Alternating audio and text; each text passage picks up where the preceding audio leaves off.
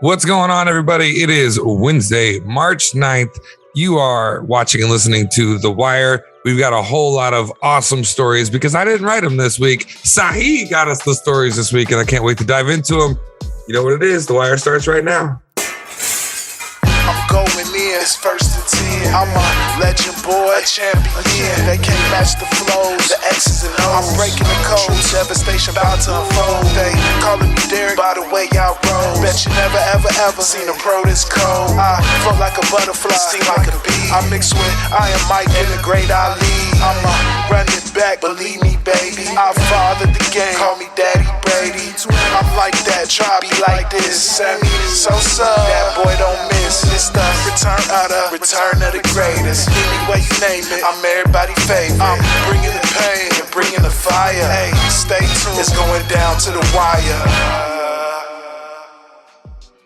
Fellas, welcome. It is Wire time. It is Wednesday time. Sahe brought us some awesome stories. How you guys doing? Tired. Yeah, man, how you doing? Tired, yeah. For sure. I think we're all tired. Hopefully these conversations will get us woke up a little bit. I hope everyone out there is doing well. We're going to dive on in. So, all right, it's been almost a month into the NFL offseason, and there's already quite a few cloudy situations brewing across the league. So we're going to dive in a little bit to the good old quarterback carousel that's going on. Well, not quite yet. It's revving up, I guess you could say. In the NFC North, the Ravens and Browns have two star quarterbacks in line for contract. AFC North have two quarterbacks. Here's a trick question. If you are okay, so they got two star quarterbacks in the AFC North that are in line for contract extensions. If you are these teams, what does the future look like at that position for you? And to clarify, we're talking about the Ravens and the Browns. So would be Lamar Jackson and Marvin's Marvin's best friend, Baker Mayfield. So if you are, I guess, in management at either of these teams, what does the future look like at quarterback for the Browns and the Ravens? We want to start off with whoever wants to go first. I'll go first. If you're the Ravens, you're thrilled. You have Lamar Jackson. You know, people keep forgetting the guy. Easily a top 5 quarterback. I wouldn't say top 3 right now, but top 5 quarterback. He definitely has the tools necessary. I think, he's of the unfortunate reality of being in Baltimore where they don't draft wide receivers and they never get good ones. Terrell Owens infamously boycotted the trade, and so he could go to Philadelphia because he didn't want to go with Baltimore. So nobody ever wants to go to Baltimore as a wide receiver. That's just not a thing. Unless you're Sammy Watkins and you're the third best wide receiver on a team. But they're still ecstatic. You got a great quarterback. If you're Cleveland, this is a tough one. Earlier in the year, I would have been like, you know what? This is Baker Mayfield, State Farm. They looking good. But now they're about to lose Jarvis Landry. They just lost Odell Beckham Jr. But here's what I'll say. At the end of the day, I'm not saying Baker Mayfield's amazing. I'm not saying he's a top 10 quarterback. He's not. He's probably top 25, top 20. But what you have is your best quarterback you've had as the new Browns franchise, quite frankly. That's not saying much, but he's probably your best. And at the end of the day, you don't want him to succeed too much. Because here's the problem. Baker had a couple good games, and I emphasize a couple. It was like an 11 stretch game series like 2 years ago. And everyone was, Baker Mayfield's amazing. And he had Jarvis Landry and Odell Beckham Jr., and he couldn't really make it work. Well, you know what he does have? He has the best running back tandem in the league. So all he needs to do is not try to be the hero and hand the ball off to the only guy who's ever gotten 4 1,000-yard seasons consecutively in his first 4 years, averaging 5 yards per carry. Even Jim Brown hasn't done that. So in my opinion, you still have the best quarterback you've ever had. You're not going to get an upgrade per se. And it's just a matter of, do you think eating the $25 million for the Baker Mayfield is going to be worth it or not? In my opinion, you won't get a better option unless you're trying to get Mitchell Trubisky, Trubisky. That's what he's the new hot free agent quarterback who ironically Pittsburgh's trying to get. Nonetheless, the point being is I'd stick with Baker. I'm not saying he's great. He's not going to set the world on fire, but they don't have, in my opinion, a better option in free agency. Maybe they draft and try to look for the future and keep Baker for now. But I think that they're both in a spot where they can't really upgrade. Sahe, what do you think, man? And I will just state real quick, we're going to get to them, but Pittsburgh, we'll take anybody. This is an open campaign. I don't care what the coaches are saying. I'm still open campaigning for any quarterback. Anyways, Sahe, what do you think? The situation with the Browns and the Ravens got 2 quarterbacks coming up for their extension. What do you think needs to happen? Well, I feel like the Ravens need to trade Lamar Jackson. Why? His value is sky high. You can get so many things for this guy. And this is a guy that's pretty much gave you what he's going to give you. He's been an MVP of the league. You got a coach. You kind of built your program around this guy. You're not going to be able to keep everybody there for as long as Lamar Jackson is going to be there. You're going to have to start over eventually, right? So why don't you start over now, get all that you could get for him, and rebuild the squad going forward. Because full disclosure, I really like this question because I am a Ravens owner in a Madden franchise. And this idea, because before I really got with this team, I was just like, Lamar Jackson, he's the guy. But I couldn't, you know what I'm saying? His skill set was just one way. And it was just like, you're not going to be able to win long term with this. So there was a guy eager to trade. So I was like, all you have to do is throw that name out there, Lamar Jackson. And people are going to come running to get him. And they're going to give you pretty much whatever you ask for this guy. All right. A guy that maybe has 2, maybe a 3rd year of prime Lamar Jackson left in him. So you get a couple number 1s, maybe some player pieces to hold you in place. Let's be honest, the AFC North, is wide open right now. You got the Bengals who were just in the playoffs who weren't supposed to be there with a quarterback that they had just drafted, so you can get younger at that position right now. You got a squad, got a nice defense. Why don't you get some pieces for Lamar Jackson instead of paying him for what he's already done for you? You know what I'm saying? So I feel like and I feel the same way for both quarterbacks, but it's kind of a different tone. You got to trade Lamar Jackson, and I think the Browns picked up Baker Mayfield's extension or whatever for his 5th year. Yeah, so I think they're just using that as we're going to look at our options, but we're not going to strike a move right now. We're going to let Baker Mayfield do what he does, but after that season, cut him. Get him out of there. I see the future for both of these teams. Well, maybe not the Ravens realistically, but if they were smart, if I could get into the GM's ear, both of these quarterbacks would be somewhere else next year. Well, Sahe, if you get him on the phone, and I'm just offering this as a lifelong fan here, we'll trade you Mike Tomlin and as many picks as you want. and old Mason Rudolph for Lamar Jackson. You see what I'm saying? He gets the people moving. Lamar Jackson, trade for him. I give you whatever you want.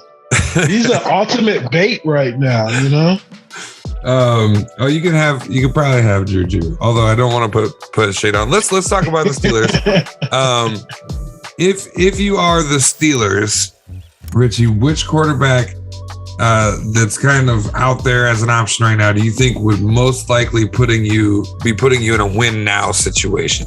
So and for those of you listening at home, we're referring to win now as opposed to a rebuild. So with the pieces they have now, being able to have a shot at the playoffs. Well, shot at the playoffs versus win the Super Bowl, technically a little different, but here's bottom line is this. Their best option, Sahe said this a while ago, actually, it's very unlikely, but Aaron Rodgers. I mean, that's their best option. If they can sell the farm to get Aaron Rodgers, that's what they need to do. Because while TJ Watt is still relevant, and he is, You need, throw away your wide receivers. They're all divas anyway. Do what you got to do to get Aaron Rodgers on the team. It's really that simple. That's their best shot. Outside of him, I just don't see the talent that's realistically going to put them over the top. Like I said, Mitchell Trubisky is a guy that they're looking at very heavily. And, who am I to say whether the young man's 25? It's not like he's incapable. But, after seeing him in Chicago and then not getting to see him play in Buffalo, it's hard for me to know. Now, obviously, Buffalo's selling him as, oh, he's amazing, and everyone's talking about him again. Well, guess what? They said the same thing when he was drafted. That it's the exact same story, guys. It's that he's prototypical tall white dude that's kind of athletic. So now he's like God's gift to earth. They're acting like he's Josh Allen 2.0, which is technically 0.5 because he came before Josh Allen got drafted. So anyways, if I'm them, I'm shooting for Aaron Rodgers, or I'm focusing on drafting a quarterback. I'm not trying to go, get a replacement guy. Because I know, and look at Justin, he's already like, dang it, I'm stuck with Mason Rudolph. Yeah, you probably are. That's my opinion. I think you're stuck with him for 1 year while they look for their future. And, hopefully they'll get their future. I love that when the AFC North is competitive across the board. And right now I'm a little fearful for Cleveland and Pittsburgh. Cleveland, because they choose the game plan wrong. And then Pittsburgh, because they have a big hole at quarterback, quite frankly. So go for Aaron Rodgers. Fingers crossed. Do what you got to do. Green Bay wants to pay him like $50 million is what the rumor is. So I don't know. Maybe 1 year, one shot. Why not? We probably won't know until the third week of the preseason. Sahe, same question, but I just also would like to throw this out there that we are looking at Division III college freshmen and sophomores for the position of quarterback over Mason Rudolph. No, I'm just kidding. Sahe, what do you think Pittsburgh should do? Who do you think their best option would be for a win now situation? Obviously, Aaron Rodgers on the table. Right. I'm going to exclude Aaron Rodgers because everybody wants Aaron Rodgers. But the next guy in line might be a little bit of a shocker to you guys, but it's a quarterback that I'm familiar with. And it goes by the name of Jameis Winston. Okay. Yeah. If they can get him into Pittsburgh on the cheap with his ability to extend plays, he can do some great things with those dynamic big receivers that they got. Match them, Jameis Winston and a Chase Claypool out there. You got a dynamic running back there, and you can really get into Jameis's ear now. Now that he's been with Sean Payton, he's learned some of the best things you need to know in offense. Learning from one of the GOATs of coaching, sitting behind Drew Brees for a year.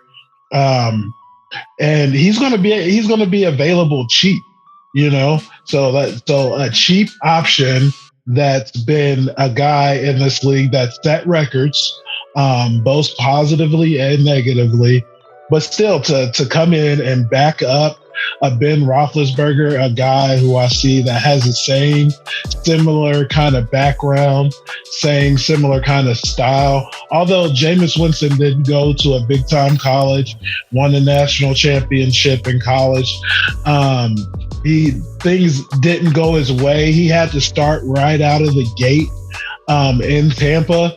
So he went through a lot of growing pains. He had a 10-6 season where they just missed the playoffs. So Jameis is a guy that's hungry to get back to the playoffs with a storied franchise like the Steelers. Come on now. I feel like that's something most people aren't talking about, but that could be a match made in heaven. Pair him up with Mike Tomlin.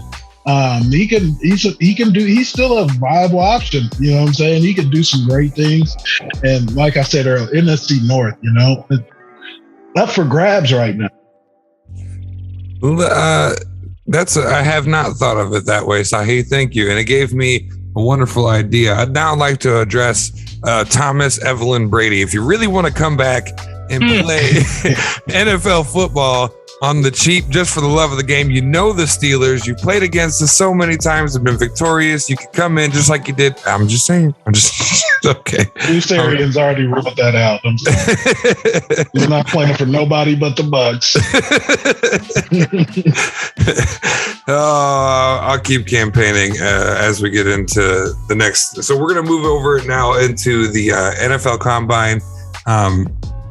As it's coming to an end, I think the first question, Richie, what has surprised you the most out of the Combine? Oh, well, this is kind of a two-person one.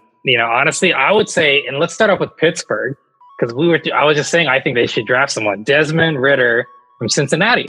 He's 6'3", 210 pounds, 10-inch hands, which some of the jokes have been about Kenny Pickett having 8-inch hands and very, very small hands. To clarify, Kenny Pickett's 6'2", and he has the same size hands as I do. So that's why they're saying he's got small hands. Anyways, Desmond Ridder ran I think it was a 4.6 or 4.5 as a quarterback. And what we heard Mike Tomlin say 6 weeks ago was he wants a mobile quarterback. This is the perfect opportunity for him to be picked up by Pittsburgh because, again, he's not going over Pickett or Malik Willis. So he's not. So he's going to fall in that playoff range or second round.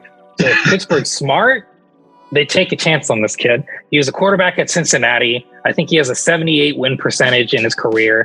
I mean, he's a solid option, and he's got a strong arm. I'm not saying he's going to be Peyton Manning, but what we've noticed is the Kyler Murrays, the Lamar Jacksons, the mobile guys that can still kind of throw those bullets. And this is that kid. So one, I have to call him out because we were just talking about Pittsburgh. I think his stock climbed by that. Just seeing his 40, it was incredible. I think the biggest thing, though, is Jordan Davis, the Georgia defensive tackle.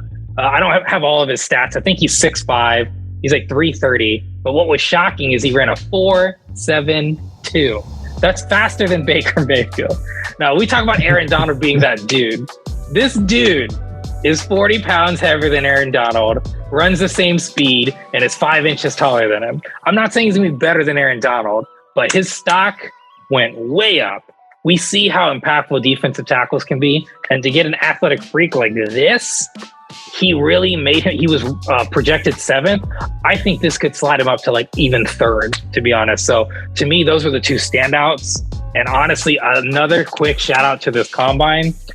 I don't have the stats. I'll take a look later. Maybe we'll talk about it later in the show. But this year, there were over 30, I think, 4.4 speed runners on the 40. Over 30 people that ran the 4.4 or faster. I think the previous year was like 17, and like 3 years ago was like less than 7.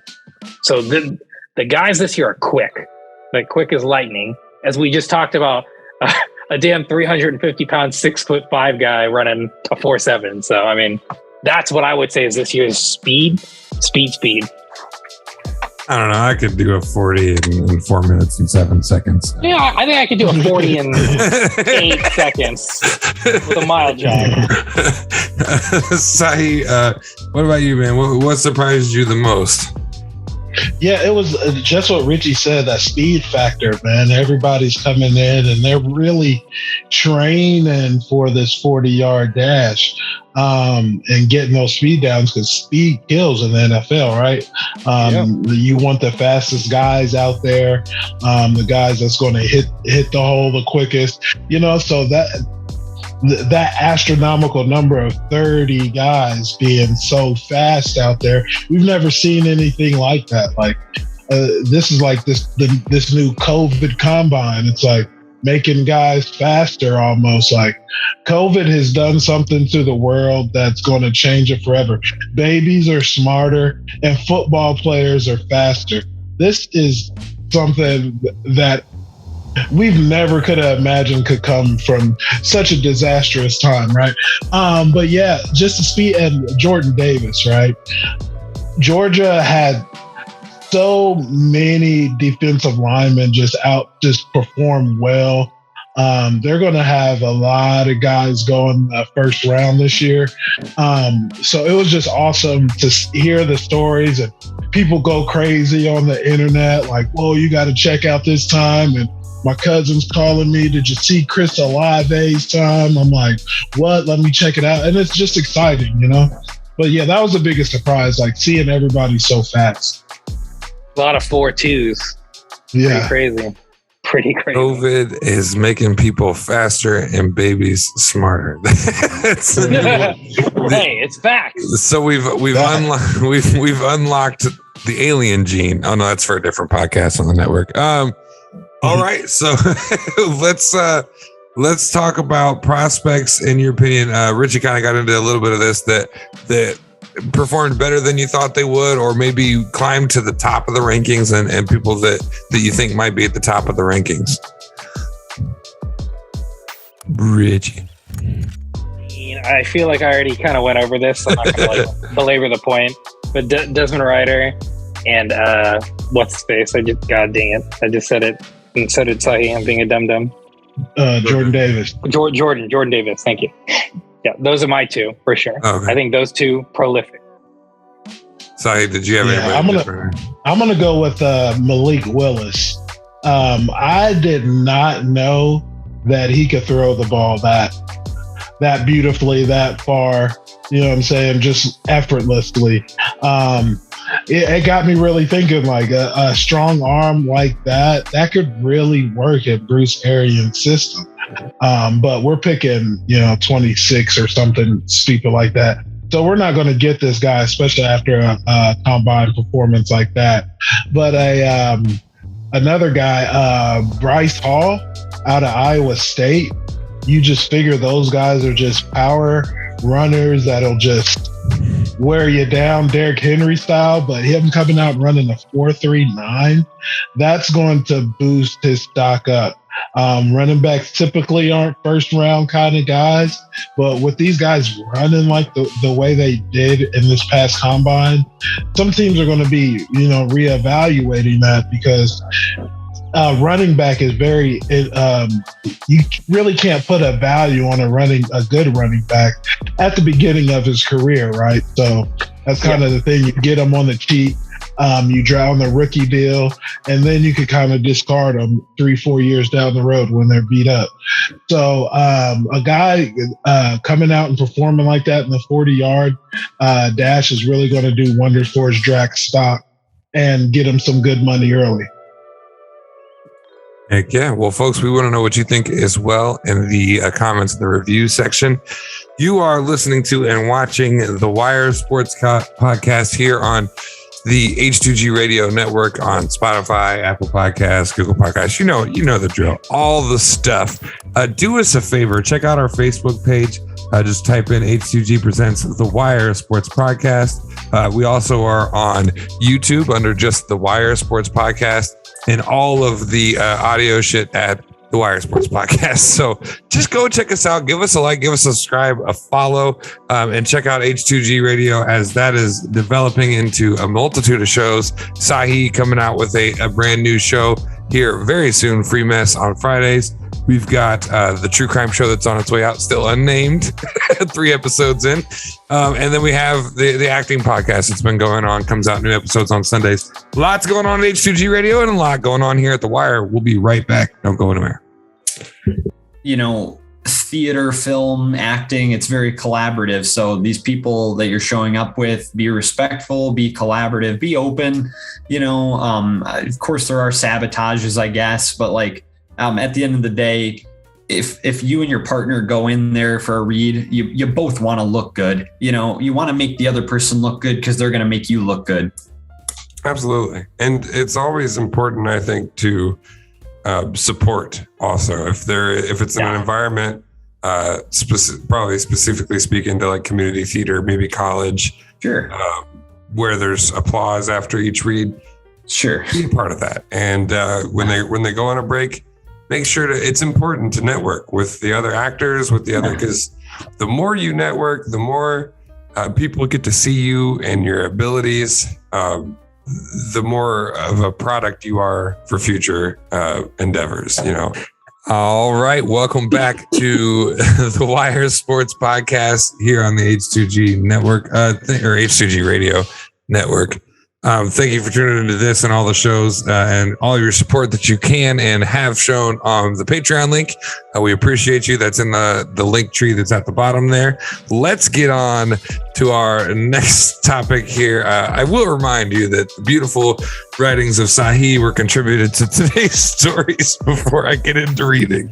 All right. So Urban Meyer showed us something you can do with your finger as he finger banged his way out of town in Jacksonville. Not only did he finger drill hot co-eds on the dance floor, but he screwed his team on the field. To clarify, I think that might have been in Columbus where he was at. Anyway, the Jaguars once again have the number one pick. What do you guys make? What is this? What I think it says? What do you guys make of the situation in Duval County? Mm-hmm. Is that where Jackson? Oh, okay. Yeah. I have a county. Duval. Wow. Duval. The Patriots in Duval, man. Come I on, own a get part it of together, Florida. man. What do you guys make of the situation in my county, and what are you doing with the first overall selection if you are Jacksonville? Whoever wants to start. I'll start it off. Yeah. I'll start it off.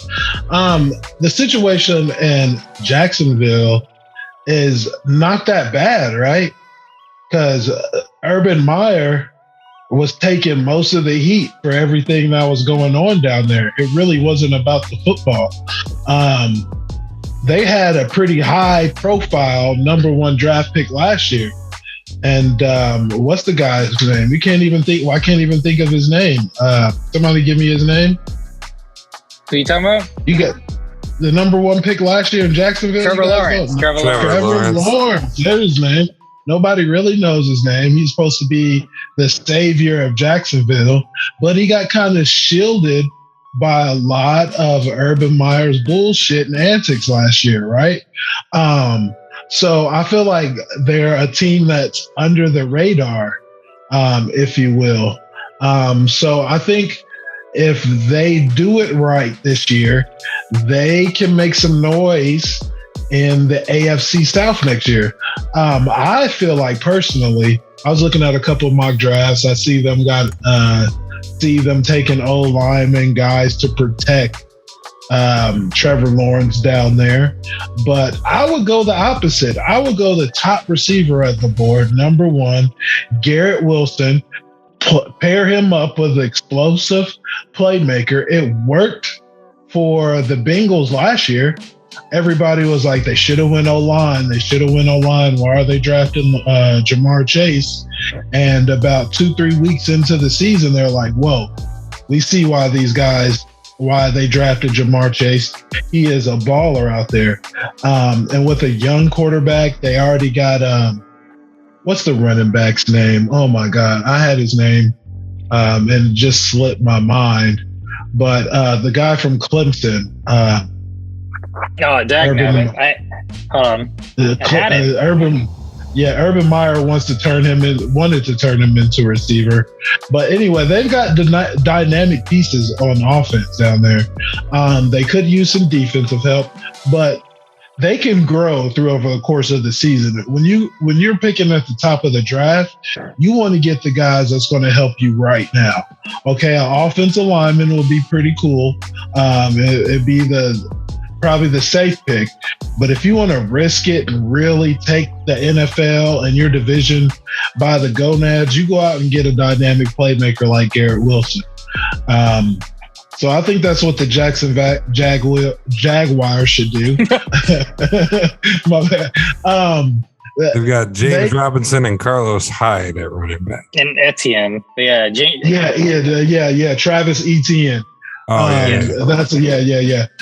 He's a player. That was his boy. Yeah, so if they get a top flight receiver, they can really put Etienne in his natural position and really put pressure on the defense that way. But they were a team that flew under the radar last year. Not a lot of media coverage. That's a team that could kind of have that bunker mentality, us against the world kind of thing. Bring some young guys in. They don't have to spend a lot of money in free agency. I don't think it's going to be a free agent destination down there in Jacksonville. but I think they can compete starting as soon as next year in that division. So I think they're in a pretty good spot despite all that Urban Meyer put them through. Richie, what do you think, man? What do you think Jackson should do going forward, and what do you think their first overall selection should be going into next year? Well, I mean, normally Sahe and I are all completely on the same page, but I'm not with them on this one. Let me explain. Now, I agree it worked for Joe Burrow and Chase, but this is not Joe Burrow and Chase. I'm sorry. Trevor Lawrence, 3,300 yards, 17 interceptions, 12 touchdowns. Now, I'm not blaming that on him because to Sahe's point, they didn't really have wide receivers, but they did have good running backs. They had James Robinson, and then they had Etienne, and they struggled on offense. Now, that's mostly on the ineptitude of Urban Meyer. I'm not going to hold this against Trevor Lawrence, and I'm not saying Sahe's wrong, but to me, you play it safe with this team. You got to play it safe. You take a tackle. Honestly, you got to take a tackle, man. Now, here's where I think I'm going a little against the grain because everybody wants Evan O'Neal from Alabama because he's 6'7" and he's 350 pounds. But my man skipped the draft combine. He did not want to participate. Therefore, that makes him a pussy. Pussy alert. I don't know if that's a thing on the wire, but it is now. I'm hitting the pussy alert button. We sure can make that Ikwanu, because he showed up and he performed and he looked good in the combine. And I could see on the off chance they go for Ikwanu instead because that boy is very strong. And I'm not saying Evan isn't. I'm not saying anything like that. All I'm saying is if I don't get to see the goods, I'm not going to take them. You know, it's kind of like marrying something before you've tested it, you know, like the ladies watching, you know what I'm saying, and I don't mean to do before you test it. You know what I'm saying. Talking about? You know what I'm getting at, right? You gotta see, you know, what the product is before you commit. Take like that Camaro on a test drive before you take it out. You gotta, you know, that food a little bit. Yeah, you know, if you can milk the cow for free, why buy it? It's that's what I'm referring to right now. Like we don't know anything other than we've seen his college play. But why is Evan Neal ducking this? It doesn't make sense to me. So I think he's just trying to go off his laurels. And don't get me wrong, he's a big boy, but I'm not buying it. I will say this with Sahe. I don't disagree that what could put them over the top is a wide receiver. That might be the difference to get them to win faster this year. But I think long term, you see what's happening with Joe Burrow, and we're talking about it again. He got injured in the Super Bowl. He's been sacked, 70 times, including the playoffs. You don't want Trevor Lawrence to have Joe Burrow's career in the sense of getting hit. And, he already got hit quite a bit last year. I think he had 42 sacks. So we certainly don't want to add to that total. And if I'm Jacksonville, that's my best asset at the end of the day, right? He was the first pick of the draft last year. And like I said, you saw what happened to Joe Burrow. He tore his ACL. Then he got sacked the most the second year because they didn't go for that. And yes, they have a prolific offense, but I take the conservative approach. And I hope Trevor Lawrence will become Peyton Manning, right? Peyton Manning had a terrible rookie year. And then he came back and started dominating. And what everyone keeps saying about Trevor Lawrence, and I'm not saying this or that, I haven't really watched the kid at least in Jacksonville, but I keep hearing he's super savvy, he's NFL ready, etc. Well, if these are the cases, then you don't want him in a Justin Fields situation where he gets 1.5 seconds to drop back and get sacked. You want to give this boy his opportunities. You got 2 running backs that are quite studs, quite frankly, and that's the problem is you don't know which one's necessarily better. But I'd rather have a running game. Let Trevor get more time to learn the game, and then go for the weapon year 3, and then take the weapon, and then Trevor tears ACL like what happened to Joe Burrow. So I'm going conservative if I'm Jacksonville. So what you're saying is there's some players on the Jaguars that are like, "Sup, baby, take me out to dinner." Basically, that's exactly what I'm saying. No, hear me out. I've got a conspiracy since we're short man and Sahe couldn't sit on the conspiracy chair.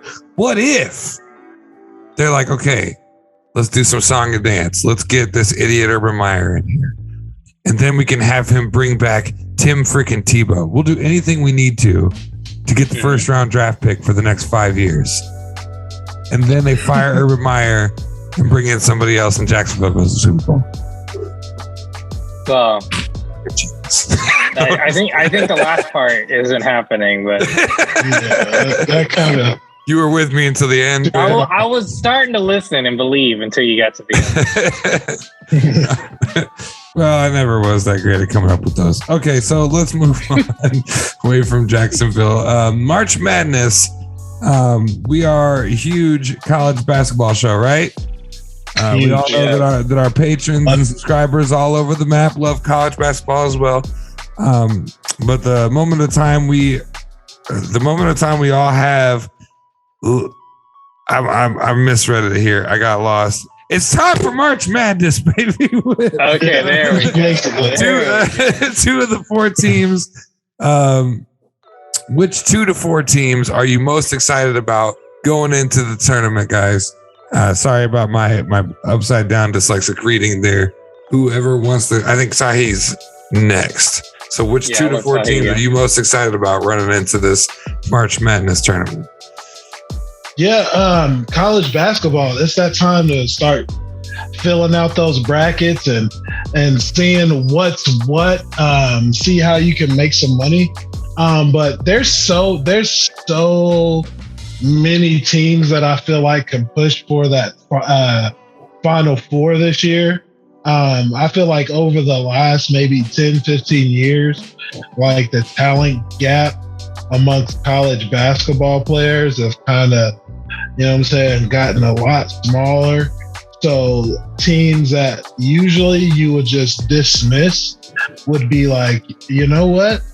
Maybe they have a shot. They got a guy over there that's can shoot like ice tray. They got a little young Steph Curry over there. So that's how I feel about college basketball. You just never know, right? Some of the top teams in the past, like Kentucky, they got 6 losses on the season.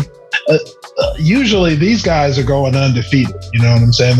They're going throughout the season. They're not losing a single game, and they're getting to the tournament unscathed. Number 1 team, Gonzaga, they've got 3 losses already on the team, on the season. So these teams could get got, right? So it's going to be real exciting to see who gets got. So my top 4 teams are all the top 4 teams that are listed right now. You got Gonzaga, Arizona, Baylor, and Auburn. Which one of those teams is going to get got first, and who's going to get, dumped by Cinderella on her way to the next ball, So it's going to be real fun and interesting this year just to see which team that is touted as, you get 4 number 1 seeds in the tournament. So which number 1 seed is going to fall first? So I can't wait for that. I actually stopped doing brackets. We'll get into a little bit of that here in a little bit. It's just fun to just watch it and just enjoy and take in, because those kids, they play hard. They really want that championship and the title of reaching the Sweet 16, the Elite 8, the Final Four. I remember being in school and they got the games playing in the lunchroom and everybody's like worried about their bracket. It's just like a fun annual crazy time in America. It's like one of those things. What would the year be like without college basketball March Madness? I mean, we do know now because of COVID, it took it away from us a couple of years ago when the team in Dayton was one of the top teams and come on now. It's just terrible, but it's going to be real exciting. I can't wait to see what you guys got to say. Go ahead, Richie. I do have I'll have a short take. Well, I have a question for Sahe before I continue. Sahe, you were talking about the top 4. Who do you think is the first number 1 seed that's going to get got? Because you're waiting for it. Who do you think it's going to be? Man, just because I don't feel like Auburn is a basketball school, I feel like they're just have some sort of divine luck, but maybe I should go the opposite, right? Like maybe pick Gonzaga as the first school to fall. But my mind, you just asked me that on the spot. I'm gonna go with Auburn. Yeah. They're not a basketball school. They're just on the ride to, for a good time. So I feel like they'll be the first of the Giants to fall. Yeah, I'll say this right now. I'm sticking with Auburn too, just because the SEC might be a football place. And yes, Kentucky's in the SEC, but the SEC is not basketball. I'm not really confident in Auburn either. One of the 4 I have to say that I'm excited to see is Michigan. I hope they do well because I want to see Juwan Howard choke somebody else out. That's what I want to see. That's what I came for March Madness for. Yes, exactly sir. What I want. I want Michigan to keep winning just for that reason alone. I also want to see Duke lose. I'm very excited to watch that happen. Coach K was having a little wine fest. I don't know if you guys saw that recently. And Jerry Stackhouse was just smack talking him. I love it. I love it all. I'm looking forward to Duke losing. So they're one of the teams to watch because I can't wait to watch them lose. I'm really excited for Michigan. I want to see Juwan Howard choke one more person before they realize this man should be on the court for the rest of the year anyway. New season, go for it. But I'm shocked they're letting him back on the court right in time for March Madness. Honestly, I don't think they'll win, but Gonzaga's a great team. So I just want to at least give shout out to as a team to watch. I don't think they'll win, but Gonzaga consistently performs well. They're great college basketball, college. I don't know what else to say. They always perform well. They used to be underdogs. That's no longer the case. And you love to see it. You love to see a consistent school and a program show that the caliber of basketball and sometimes play will get you wins. You may not be the best team. You may not have the best athletic talent, but they're always up there. And I want to give them a kudos. And another college similar, but on the opposite side, Arizona. Arizona always has the star power. They always do it. And that's exactly where they're at right now. And the Pac-12, they're a number 1 seed. I also don't think, I'm calling both of it. I don't think Arizona or Gonzaga will win, but they are the 2 best teams in the NCAA tournament. So I'm expecting them all to lose. I don't think a number 1 seed is going to win. If someone wins, I'd honestly put it over Baylor between of those because we already talked about Auburn. It's not happening. I think Gonzaga won't pull it off, and I don't think Arizona will. So if a 1 seed does it, I'll say Baylor, but I don't think any of the 1 seeds are going to do it. I certainly don't want Kentucky to do it. Kansas, Duke, and Wisconsin, no chance of the 2 seeds. So I think we're getting a real Cinderella story. We're getting a team that's 3 or worse. So let's see what happens. Justo, what about you, man? What you got? Mine is ridiculous, as always. But I just want to point out, we got some hometown heroes that can make it into the dang tournament, okay? Wright State is as good as the other in the top 4 of the Horizon, right? I mean, they're 20-13. So they had a couple extra losses. Otherwise, they'd be in first. Because first place, 21-10. That's Fort Wayne. Nobody cares about Fort Wayne. Cleveland State, Wilmington College beat them when I was calling radio for them. They got beat by a Division II school. So that's going to come back to haunt them. No logic there at all. Wright State has a chance to get in. Just because I remember how exciting it was when UD was in the Final Four. Speaking of UD, finished their season 22-9. Not too shabby. UD can come back and somebody, represent our shitty town that we're from. For fuck's sake, no, I'm just kidding. But anyway, I mean, I'm rooting for the underdogs. That's what I always do when it comes to March Madness. It's like a huge tournament. I want to see someone that no one expected to get to the end and have some huge Cinderella story. So I'm not great at betting on brackets because I just root for whoever is barely getting by as the tournament unfolds. But we are going to talk about, speaking of betting on brackets, March Madness moments that still haunt you to this day. Whether it be your team was in it and you were rooting where you had a whole bunch of money on the line and they didn't come through for you. I hope I don't hit any hard feelings at home. Hope we don't hit any hard feelings at home. But Sahe, what are some March Madness moments or moment that still haunt you to this day? Yeah, man, it's a very real haunt till this day kind of thing. It's why I refuse. I don't refuse. I've been thinking about getting back into them. It's been a good 10 years plus since I filled out a bracket. Tom Izzo, man, in the Michigan State Spartans. I think you guys know that they used to. You guys don't know Michigan State when it comes to college basketball was my team. Okay, I love Michigan State. They have players go through there, and I just love the colors. Just, you know what I'm saying? It was just they were a good team. I remember the hoodies. The regular season, and they won the national championship a time or two. You know, I would fill out these brackets, you know, and I'd have them done so well. And I'll be waiting for March Madness with high hopes. And I see this is the time that I was officially done with it, right? Michigan State was slotted to play George Mason. I think this is 2006 or 2007. All right. And my bracket is pretty much perfect, you know, because games haven't really gone underway yet. I'm like, there is no way Michigan State is going to lose to George Mason.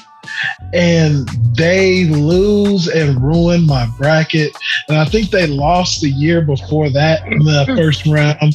And then after, I was like, I'm not going to do a bracket. I'm just going to watch. And they lost in the first round again. With Tom Izzo, the Spartans were just so disappointing. They were always losing to teams that they shouldn't lose to.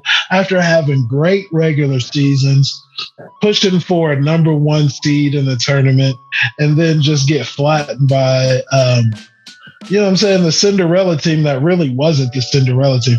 Although I think George Mason did go to the Sweet 16 that year, but still, it was just so much heartbreak and disappointment that it just kind of ruined it for me for a while.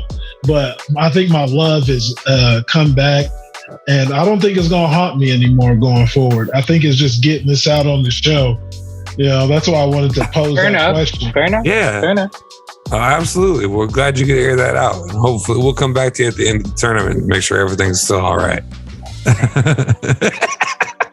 Richie, what about you, man? Any March? Two-parter. This is a two-parter. I'm gonna explain the first part, which makes more logical sense, and then go on a tangent. The first part is the Bearcats of the 2000s. I went to the University of Cincinnati. Bob Huggins was a fantastic coach. And to Sahe's point, this is another example of the number one seed year in and year out for the first 7 years out of the 2000 to 2007. And they kept failing at the Sweet 16. Bob Huggins was forever a Sweet 16 coach, could never get past that, went to West Virginia, etc. And in 2000 in particular, that's when Kenyon Martin broke his leg, the last game before the March Madness, and they lost in the Sweet 16. So that was a bummer for me for sure. I always planned on going to Cincinnati, got my scholarship, got to go, etc. So obviously that's my team, so to speak. Then another one that I'll never get over, and this one's more egregious to me, is, you know what? If you can't win and you competed, I can live with that. But I will never forget, and this is why I don't give a shit about March Madness. 1993, you guys are babies. I was 8 years old. 1993, that idiot Chris Webber tries to call a timeout after getting trapped, turns the ball over, and the Tar Heels win because of it. You have to understand, I am the biggest Tar Heel hater on the planet, along with Duke.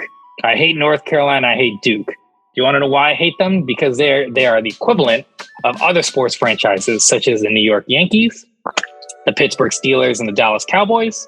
They are franchises that have more fans outside of where they live, where they are, than inside where they are. And I can't stand fake fair weather fans. That's my least favorite thing.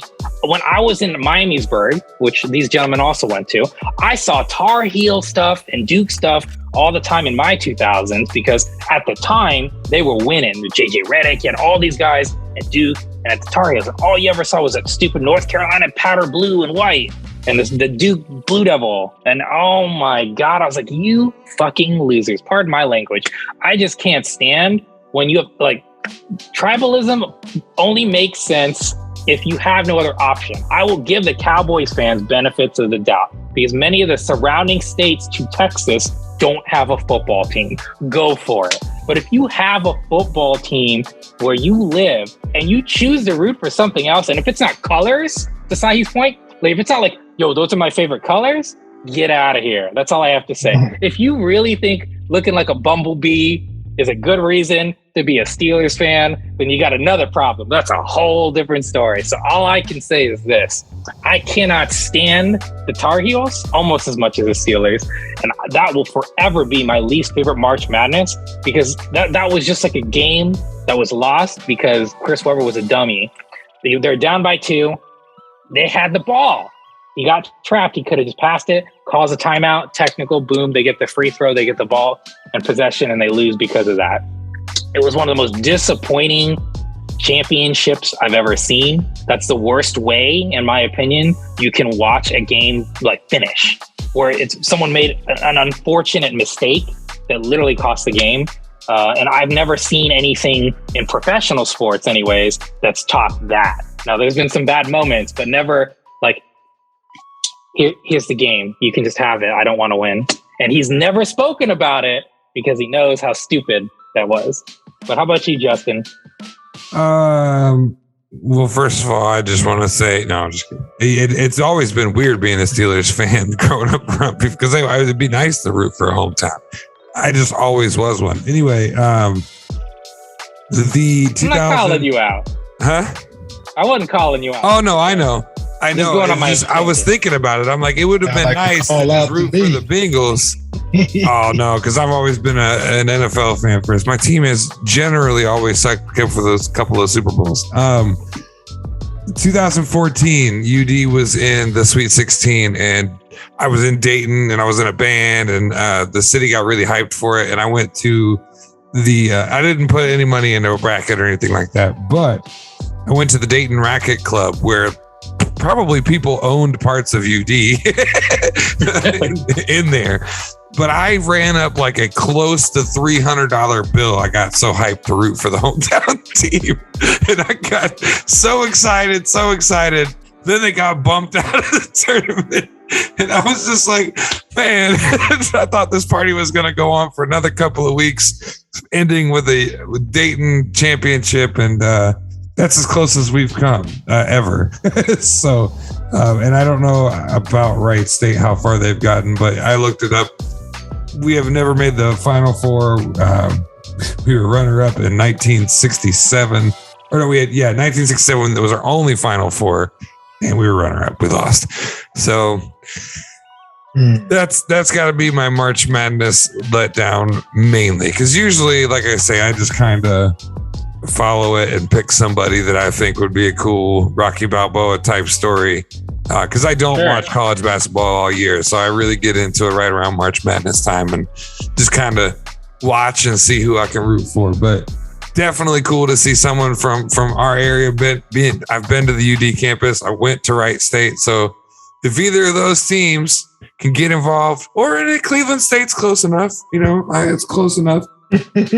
I was super hype. I was on the radio as a color commentator when they did a warm up. It's not a warm up. It's kind of like a preseason. I guess it's a warm up. They played Wilmington at Wilmington, and that was going down a division or 2 divisions. Wilmington's D3, right, or D2 for basketball. I don't remember.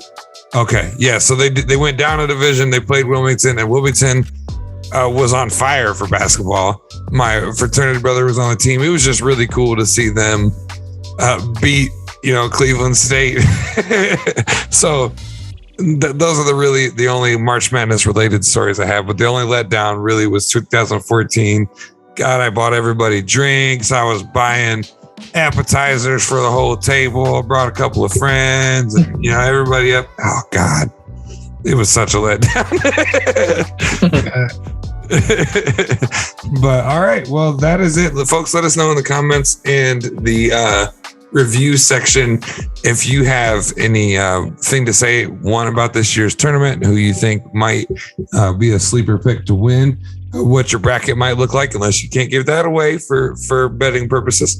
And then, of course, we want to know what your March Madness letdowns or haunting you to this day stories are.